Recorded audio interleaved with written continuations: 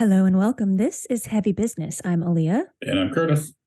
And today we are here with artist extraordinaire Bo Bradshaw, who I am most familiar with due to his artwork done for Unleash the Archers and Seven Kingdoms. Welcome to the podcast, Bo. Thanks for coming on. Hello. Thank you for having me. Of course. Beyond my brief description, would you be so kind as to give our listeners a brief summary of who you are and what you do within the realms of metal? I mean, that's a pretty good description. Most people wouldn't know me from Unleash the Archers and Seven Kingdoms. My name is Bo Bradshaw. I am an heavy metal illustrator. I've been working in the field for about over 10 years at this point. I'm a little fuzzy on when I started. It's been a minute. But yeah, worked for Unleash the Archers, Seven Kingdoms, mostly power metal bands. I think Dragon Force has a piece for me that's just sitting around somewhere in the archives. Nice. I don't know if it ever got released or used, but I mean, yeah, I've been kind of around. I think I mostly settle in kind of like the mid tier power metal bands, but I mean, I occasionally work like deathcore and synthwave. Oh, and occasionally dabble in I did a little bit of sports illustration too for NFL and NASCAR. Oh, well, there's some actually high-paying clients, finally. Yeah. I'm like, it's not a whole lot of money in metal, so. No. I tell people, they're always like, when are you going to break out and be discovered? I'm like, look, even the most famous metal bands you've heard of are still broke. Yep. Oh, man. This is just metal is just bands in general are just an elaborate marketing scheme to sell t-shirts. I have heard that before. But if a band is doing that, then they're doing something right, honestly, because too many bands don't focus enough on their merch. So we can get into that later. But yeah. I wanted to ask something, but it's probably yeah. I'm gonna wait because I'm gonna take us totally off track right from the very beginning. So Aaliyah can just write it down, save it. I'm gonna be spontaneous. I'm gonna be spontaneous. I'm not gonna write it down. Ooh, surprise me. Yeah. Okay. Yeah. Okay. Yeah. Well, you say you're a little fuzzy on when you started. I saw your post recently for doing Unleash the Archers Tonight We Ride back in 2015-ish. Yeah. So where were you in 2015? Like, how were things? How was business? How did you get that first job for Unleash the Archers? Oh, that's a funny story, actually. I was knee deep in doing the artwork for I think it's Lescai's Shroud. I think that's how you pronounce it. It's French. Little small I think Tech Death, Symphonic Death, like concept album kind of thing. Local Florida metal, Tampa based, I think. But yeah, it was this elaborate like cyberpunk dense cover, like robots and soldiers and cops and stuff. And I'm in the middle of this thing, kind of like going, okay, this is a lot of work. This is a lot of work. This is like one of the most dense album covers I've done at this point in my career. And then I get this email from this band, Unleash the Archers, that I know a lot of people really like. I listened to them like once or twice. I hadn't really thought too much about them, but I knew they were kind of semi-popular. And Brittany, she emails me and she's like, yeah, we'd really like you to do your shirt for Tonight We Ride, which I was passingly familiar with at the time because the music video, I think the music video had come out by then.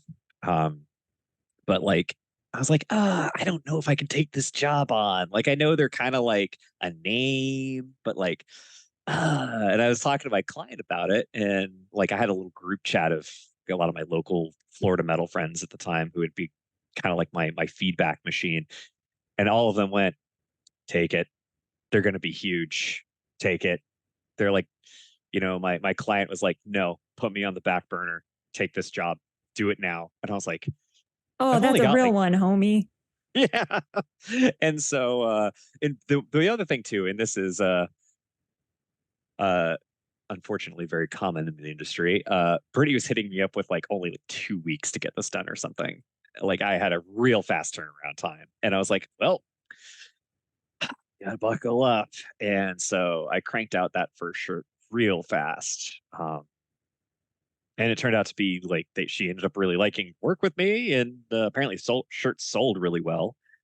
And kind of the rest is history. She keeps coming back. Yeah.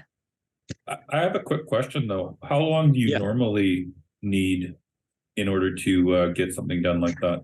Normally, like what is your optimum time frame? So I mean, something like that today, I mean, because that particular design, I mean, it's just like a bust, really. Like it's just like a single character bust. I mean, I can crank that out pretty fast for the sake of my own industry trade secrets. I won't say how fast, but I'll say I've gotten very fast with that stuff. And I will say that that kind of work, I had an issue actually recently, about a month or two back, where I had a client hit me up, similar short-term thing, kind of similar project parameters, like just in terms of like the overall scope of the project, not super complicated piece.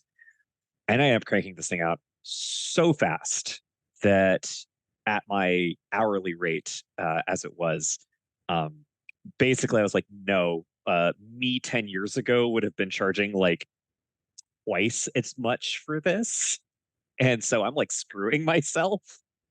So you go by the hour?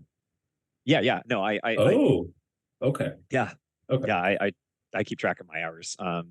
Like a piece, yeah, I won't say how fast that takes, but I'll just say that my project minimum at this point is 200 flat. Like I won't work for less. Like I don't care how many hours it took me to do it.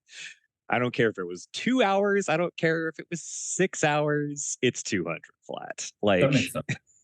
Like if I go outside of my hourly rate range of 200, then the price starts going up.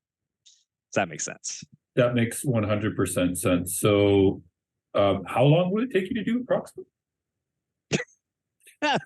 God.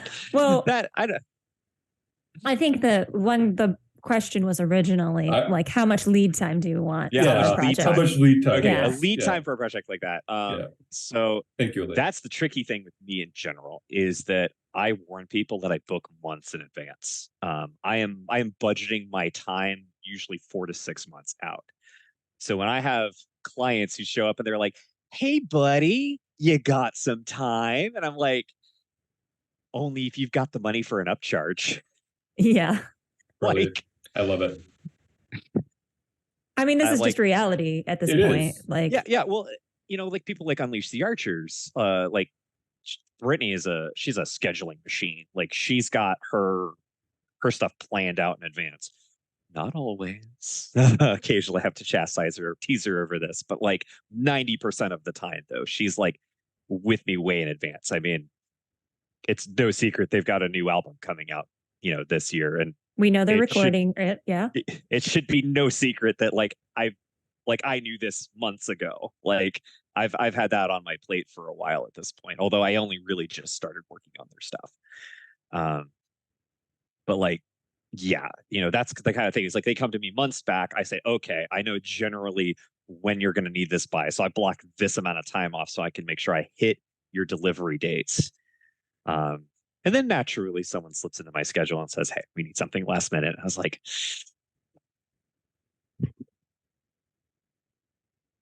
every time. Good times. But yeah. I have another follow-up. I am really sorry, Leah, for getting us totally off track here. Okay, Curtis, stop apologizing for asking questions. It's an interview show. I am Canadian. I can do what I want. So anyways, Bo. I love Canadians. Got one right here. So what I was going to ask you was, so let's say you are booked 4 to 6 months in advance. I mean, we know you are, but you are booked 4 to 6 months in advance. So some big band comes to you. It's, I don't know, Obituary will say, comes to you and they're like, we want to get some merch done. How does Bo handle this if Mega Big Bucks client? Well, I mean, Obituary is not Mega Big Bucks, a big name client. They're a name, though. They're like a name. Well, this actually did happen. This is actually how Dragon Force got on my schedule. Cool. This was like, I don't know if it was last year or year before. I feel like it was last year. They like did they do a tour last year? I think they did tour last year because that it was like Pretty Yes. sure, Yeah. yeah. their tour. It's like they started their tour, and I get this email, I think from their manager, and it was like, hey, so Dragon Force just started a tour, and they really like some merch for you because they like what they did for, uh, for Unleash the Archers, et cetera, and so on. What that costs. I give them an estimate up front, based on kind of like my hourly estimate of what kind of stuff that they liked. Um, and they're like, they sign off on the estimate, and it's like, hey, that's cool. Um, but I mean, that project was like super tight. It came right in the middle of a bunch of other work, but it was like I'm not going to say no to Dragon Force. Like Right. that Yeah. was, I basically just I just tightened up my pants, laced up my shoes, and I just started running. And it was, every minute I wasn't working on them or waiting for feedback on the piece, I was working on somebody else. And ultimately, I think just because of the feedback cycle, because it's like it's got to go to this email, and then they got to forward it to somebody else, and there's approval that has to come down, and there's just and because the band was on tour, it's like that's even more delayed. It's like it ended up actually not kind of getting done as fast as I think they had thought it could get done. And I'm like, I could have gotten it done like ASAP if I wasn't waiting for feedback, Yeah. Yeah. But that chain of command kind of slowed that down. And so I think they probably just were like, well, this isn't going to make it for the tour, so we're just going to hang it back for a minute. And if I'm not supposed to talk about that, then tough. Yeah. Yeah. I mean, it's that's probably going to be used at some point in the future. I Oh hope. yeah, no, it's out there. Yeah. It's not really like a secret. So, okay, so again, I know I'm stealing all the questions here. Okay, so theoretically, I'm in a band, I want to hire you. You talk about estimates and stuff, so you don't just, so what happens if the estimate's too high?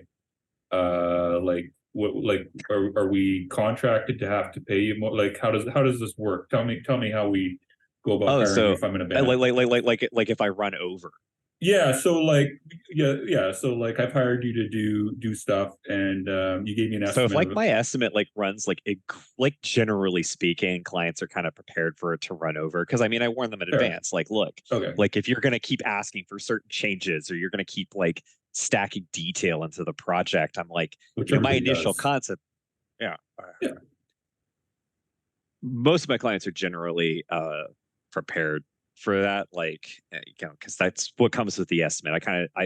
I treat my job sort of like a plumber or an AC tech. You're Mhm. really paying for the labor, not the Mhm. product. Yep. And so, but typically my estimates are, um, it's rare that I run very much over my estimates. Okay. Like mostly just because I've done so much work, and I have so many other pieces in the past that I'm able to look back at and go, okay, you want something like this? Well, that was a 40-hour piece, or that was a 60-hour piece, or that was a 10-hour piece. Yeah. Yeah.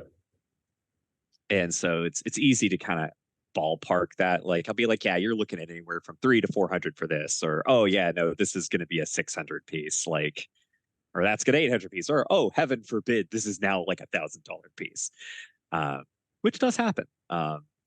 That actually really does happen, especially for the really complicated stuff, where if I'm doing lots of background work and full color, lots of details and armor and multiple characters, that's the hours really go up on those. But no, if I really, really go out of a band's expected range, and they're like, oh, this is too much, and I know it, because I mean I work with a lot of low to mid-tier bands, and I enjoy working with them. Actually, it's not I'm not putting them down. They give me a lot of freedom, and I don't mind cutting slack. Half the time, if a piece really runs over, it's usually because I was like, no, I don't want to deliver a crap product. I know this product can be better. And so, yeah, I don't mind sticking to like, yeah, no, I kind of gave you this, and like I know you were like saying, that's the upper range, so we'll stay there regardless of like what else I do. So one more follow-up, Aaliyah. I'm really sorry, and then you can ask away here. God, such a Okay. man talking over the woman. I know it's horrible, isn't it? Rude. Rudest Canadian. Now I've lost my total train of thought, bro. So okay, so you give the person the estimate. Then what happens after that? Usually I kind of give them an estimate, and then they're like, okay, cool, say it's good. I Do usually they have sit to pay down. you a portion first? How does this Uh, work for people who are wanting to know? I'm bad about this Okay. because I should like kind of do like a portion up front. I really should do it. And I do sometimes, especially for clients that are brand new that I've never worked with that I don't trust. Makes sense. For a lot of my regulars though, I almost don't bother because I know they're good. They pay me. They're always going to pay me in full on the back end. Yeah. But typically I usually just dive into my sketching at that point, frankly. Um, Sometimes I actually won't even give an estimate till after I've done sketches because I want to hear their concept so I can get a feel for the labor that's going to go into the piece. Because What happens if they don't hire you and you spend all this time doing sketches? I think you overestimate how much time I invest in my sketches. Okay, fair. I draw like this big, which I'm making tiny little fingers like little thumbnails. I do not draw anything above like a 2-inch by 2-inch square or like a 2-inch by 3-inch rectangle for a client at that stage. It's like spaghetti doodles, and if they can tell what's going on in them without me explaining it, then I've done a good job. Fair. But yeah, no, I do these little thumbnails just to get a feel for it, to be like, oh, okay, I can kind of see it going this way, and like, or I can see like, oh, here's how ways I can make this simpler. But yeah, usually I do the thumbnails and then just show them the thumbnails and say, here's where I'm at. Honestly, I usually try to just send them one that I actually really like, so that way I don't have to like send them like a spread of ones that I sort of like and then have to get stuck with a piece I sort of like. Yeah, because then they'll always pick the one you like the least. I'm a graphic designer. I know that. I've been in that boat a handful of times, and I basically said never again. So I think that it's very possible that some people listening to this episode might be artists. You are actually requested as a guest by a friend of mine who is an artist. Yes. I did not know we were requested. He was requested. Yes, he was requested by a friend of mine. Wow. And I just think it would be interesting to maybe get a little bit of background on how people can get into the industry if they're doing art on their own. Oh, if you've read my other videos, you probably know this story. But I will gladly get into the fact that no, my career is an accident, and I didn't. You didn't choose this life. This life chose I did not you. choose this life. This life chose me. That's like all of us. All of us. So yeah, no. Well, I do have an art degree. It's not in illustration. I'm a film and television major. I worked in film and TV for 7 years after college. What? Oh, that's so cool. Yes. And crazy. Yes. I'm now worried he's critiquing everything we're doing. To be honest, I don't care. I kind of. There we go. I'm trying to center myself. See, he's critiquing us as he's doing this. He's like, critiquing myself, my framing of this webcam. Anyway, back on topic. No, I'm a film and TV major, and I worked in film and television for 7 years, basically doing like freelance videography, editing, kind of producing, if I'm being honest. I don't really have the credit for it, but I was doing the work. But yeah, mostly commercial stuff, like trade shows and like, like corporate promos and that kind of deal. Okay. some documentary work, which I'll take a minute and just rep 759 Dresden, the documentary I edited. All right. Maybe we should link it. Maybe you should. It's an unsolved murder case. So for the true crime fans I'm out a there, true crime fan. I'll check it out. I worked on a true crime documentary. Oh, cool. I was doing that and kind of minding my business when my best friend Dustin, I've known him since second grade. He hits me up and it's like, "Yo, remember my friend Al who you met at the Street Fighter tournament that we had?" And I was like, "Yeah, I remember Al."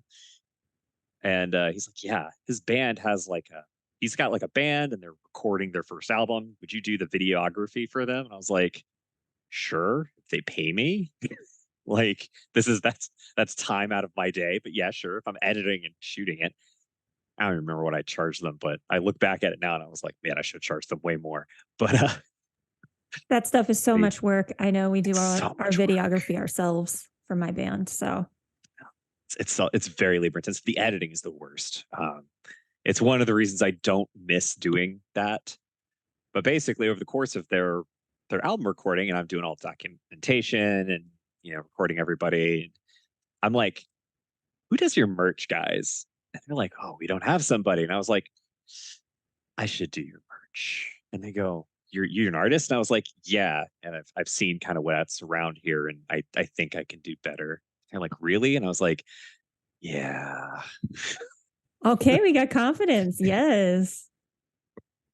I know what I'm good at. I'm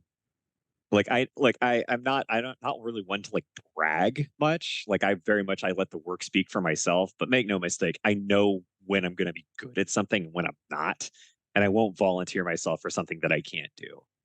And so I basically just did their their album cover and their early shirt designs basically for free as just a flex. And I started going to their shows and taking photos at their shows because, hey, I've got a prosumer DSLR that I do, video work on sometimes. So I was like, yeah, let me use this, get my money out of it by taking photos at these shows. And once I started showing up at shows and other bands were like, "Hey, who's this guy?" I was like, "Oh yeah, I did their merch." And they go, "Really? Are you free?" Nice. Free isn't. I thought they were meaning not pay. And I was like, "What? Do you not charge? No, are you available?"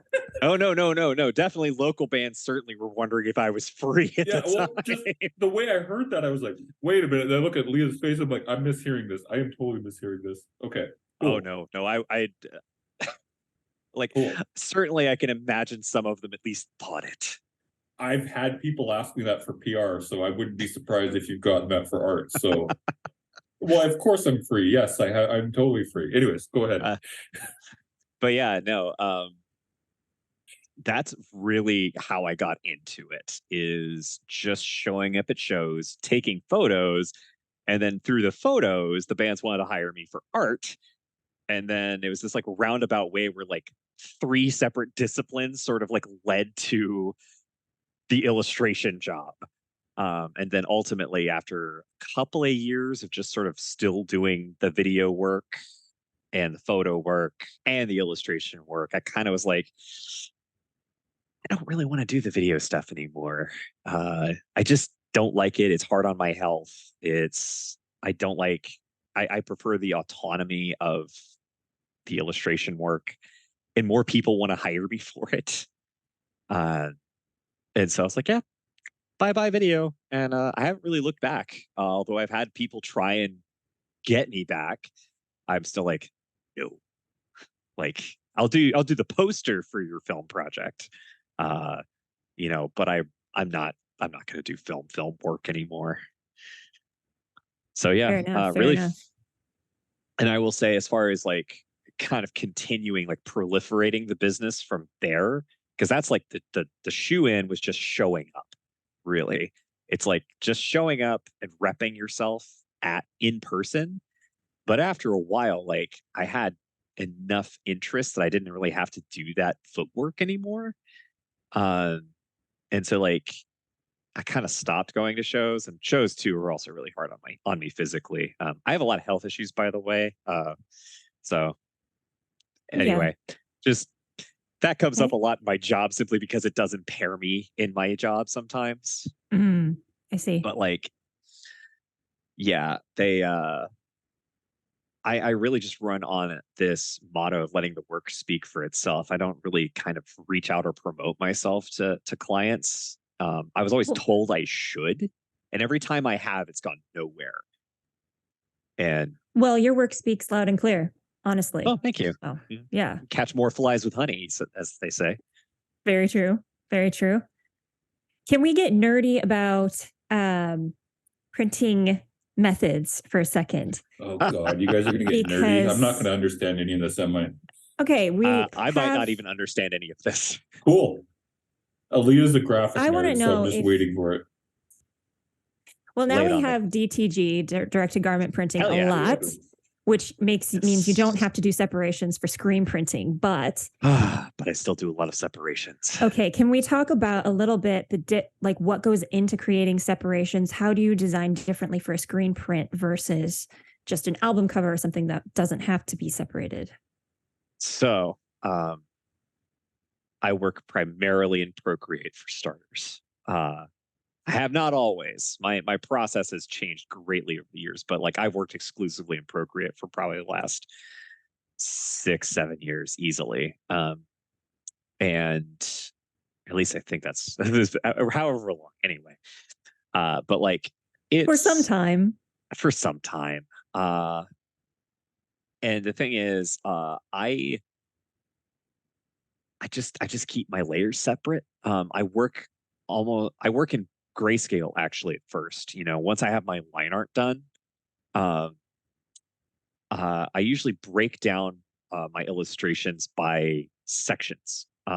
Like my figures are usually their own layer, the background's its own layer, foreground elements are going to be their own layer um, of like line art, and then they end up being their own groups um, for the coloring process. Uh, I start with like a mid-tone silhouette, like a 35% gray silhouette for each section. And then I usually layer in maybe like a 45 to 50% gray shadows, usually hard shadows. Um, and then it's a like a 15% gray. Like it's like almost white, but not true white gray for my highlights layer. Um, and usually this is all still like hard shapes. And once I have all those hard shapes in, uh, what I do now is I use a lot of texture rendering, uh, which I used to be really skittish about, but because I was never sure how it was going to print on the screens. But having done it a couple of times, and it really does depend on the printer too. Some printers are better at handling it than others, but like most of the time it's come out pretty solid. So I've gotten a lot more just like, no. I prefer the texture blending to actually half tone blending. Um, That makes sense. I think it looks way better. This is way over yeah, my head. I just gotta tell you guys. Well, I would but say it's like versus having a bunch of dots that kind of space out and fade. You have actual like cross hatching or textures that fade out instead of just dots. Say that. it Right? has a more like, yeah, it ends up having a kind of a more like brushy, canvasy feel to it. Um, you know, the risk you kind of run though with the texture rendering is that it's going to get too tiny for the printer to like print some of like the really fine drop off in it. And so I always kind of expect there to be some loss in there during the printing. Uh, but yeah, my coloring process is actually kind of similar to like cell shading in like an anime actually. Kind of the way I do a lot of like hard shapes, and then I'll take like um like I'll go into like the shadow layer and I'll just select the shadow layer, and then I'll take like a 65% gray, and I'll texture blend like a little extra edge into that shadow. So it's like the shadow has like a core dark that drops off back into like, the 45% tone, or value. And then yeah, like that's kind of how I break things down. I just make sure it's all stays on separate layers. And then when it comes time to actually do the coloring part, it's just like swatching in colors. Like I know where my values are at. And a lot of the time I kind of stick to like, I wouldn't say monochromatic, but like, like graduated hues in my design, where it's like my shadows are all like a purple and my midtones are all a blue and then my highlights are a pink. Analogous color schemes, I Analogous, believe is what yes. it's called. Yeah. Look, I went to art school. I didn't pay attention. I was a film major. All this is going over my head right now. So I think it kind of a little bit goes over my head as well, but I think the artists listening will find it very interesting. I find it interesting anyway. I occasionally post up. I occasionally put. Oh, I forgot what they're called. Time lapses of my stuff on my Instagram. And actually, that's something I kind of been thinking about. I've been thinking about starting a Patreon actually, and actually making like the unsped up time lapses available through my through a Patreon. Ooh, I think people would like that. Yeah, maybe. I've always had really bad luck with starting up ventures for myself. Like I always tell people, they're like, why don't you have tables at conventions and selling your work? And I'm like, because no one buys my stuff. They buy Unleash the Archers stuff. They buy Seven Kingdoms stuff. They That's buy the brand, right? Abiotic stuff. They buy exactly. It's I'm not the brand. My clients are the brand. My clients are what sell the merch. Yep. Like my work is good is good for what it is for the brand. Right. But no one's like, yeah, I want that sweet Bo Bradshaw merch, except for like my 10 dedicated like followers who always comment on my Instagram posts. Cosmic Kristen's Creations, I'm looking at you. I'm now going to comment on every one of your posts just to be a dick, just to be like, I'm like your 11th fan. Like I have more fans than that. Like I've picked up a few. I've actually picked up a few more like really vocal like fellow artist fans in the last couple of years, which is cool. I've always kind of described myself as more of an artist than like an audience's artist. Like other artists tend to actually really like me and patron me more than like like Joe Blow Public. Sure. So we're about out of time. Curtis, you can wrap us up with one more question. Oh, goodness. No, you go ahead. No, go ahead. Okay, so all right.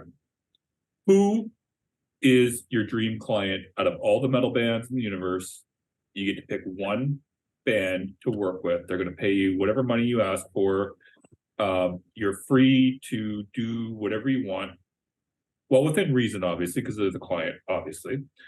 But it's your dream client, one band. You have unlimited budget if you want it. But it's more like you want to work with this one band. Who is it and why? One only. I think that's a that you have not tricky question. There's and if they're listening, this is now your opportunity. Oh my God. I honestly, oh crap. You put me on the spot. That's the intention. Yeah. What's my timer to think about this? Like how much time do we have left? 20 seconds. 20 seconds. You gotta oh figure God, it out. Maiden? Like Iron Maiden? I mean, oh hell yeah. That'd be awesome. I could definitely see that working. I'd kill to work for Maiden. Like I think I'd pair really well with them. If Bruce is listening to this, I will pee my pants. Like Maiden was kind of what jumped to my head. It's a stylistic thing as much as it is just sort of like a fan thing. Like I like Maiden a lot. Like I'm a decent Maiden fan, but like in terms of like clients that I feel like I would mesh well with, I feel like I'd mesh well with Maiden really well. I'm also a big Battle Beast fan. So that's not really a secret. big Ghost fan, also not a secret. Those would all be good clients for you. I agree with that, especially Ghost. Yeah. And Ghost produces so much merch. Oh my goodness. You Like, would be they're- eating for the next 30 years just having Ghost as a client, if not longer. That top of the episode statement about bands just being a guise for selling merch. Yeah, that's Ghost. I immediately thought of Ghost because I was like, on my Instagram feed, it's like I get an advertisement for some new shirt for them. Like, I feel like it's every day. I'm just like, how much new merch do you guys have? You have to have run out of stuff by now. Right. Yeah. I actually have one more question. I did too, but that's important. I'll ask about off the camera. Okay. If somebody wants to work with you, what are the big no-nos that could happen in the interaction that would make you never want to work with that person again? Poor communication skills are a huge red flag. Unclear language is also a big red flag. Like people who are too vague, non-committal to their concepts. Like if I get a vibe that it's going to be kind of wishy-washy, or like I feel like the concept is maybe a little too vague for them, I know that like whatever I come up with is going to be a lot of spitballing, and I don't want to do that. Like I've got other clients waiting for me after client X. Like I want to get this done. Let's get this ball rolling. Like I'm not here to sort of sit here and just noodle your perfect idea forever. Right. Yeah. Another big red flag for me is committees. Anytime I'm dealing with like multiple people weighing in at the same time, I'm like, no, I deal with one person from the band. That's it. Like I will not. I don't do let me hear 7 separate emails from each band member. No. Just whoever actually runs the business. Because let's be real, there's one band member who actually does the business part of the thing. This is true. That's the person I'm talking to. Hello, Camden. Hello, Brittany. Yeah.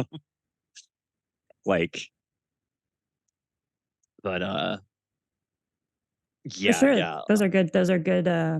Definitely, points. big hard things to watch for. Also, posturing, peacocking. Like anytime a band's like, yeah, man, we're gonna be real big, and I'm like, no, you're not. No, you're not. Shut up. You're playing like a dive bar tonight and a dive bar tomorrow night, dive bar after that. Like, be humble, know where you're at. Like, don't be in like, yeah, man, we got big things coming.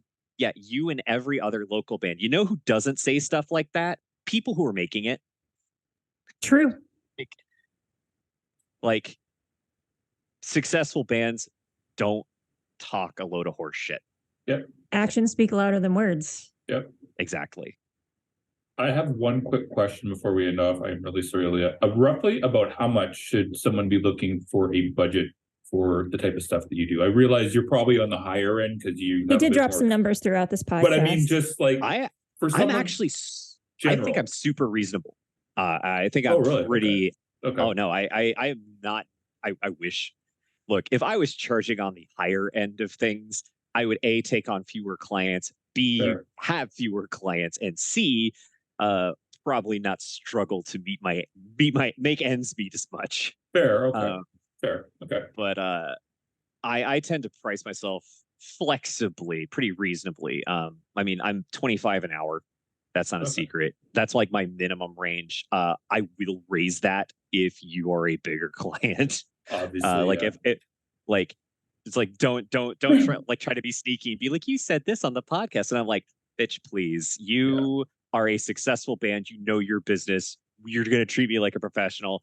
I work like at least like 40 to 50% of my clients are people who like live out of their garage, like I'm not a super expensive guy most of the time. I don't think so. Like I've quoted myself to a few people where I was like, yeah, this design would run you about like, anywhere from $300 to $400. And people were like, oh, that's too high, man. And I'm over here like, that was like not out of the ballpark for me when I was getting started.